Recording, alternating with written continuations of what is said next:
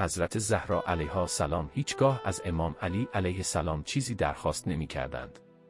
زمانی که در بستر بیماری بودند، امام بر بالین ایشون آمد و از فاطمه علیها السلام پرسید چه می‌خواهند. حضرت مانند همیشه گفتند چیزی نمی‌خواهم و با اصرار امام فرمودند که علی جان من انار می‌خواهم.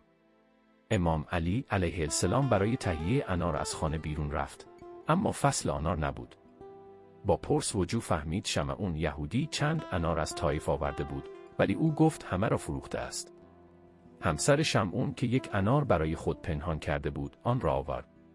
امام آن انار را خرید و بهای کامل را هم به شمعون و همسرش داد. در راه بازگشت، امام صدای ناله فقیری نابینا و غریب را شنید که از مدائین آمده بود تا از امیرالمومنین کمک بگیرد.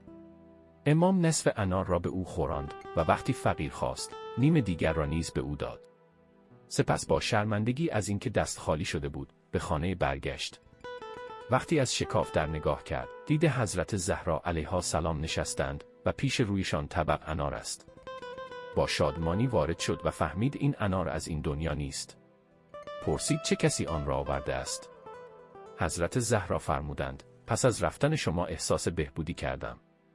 در زده شد و فیضه در را گشود. مردی طبق اناری آورد و گفت این طبق را امیرالمومنین برای فاطمه فرستاده است.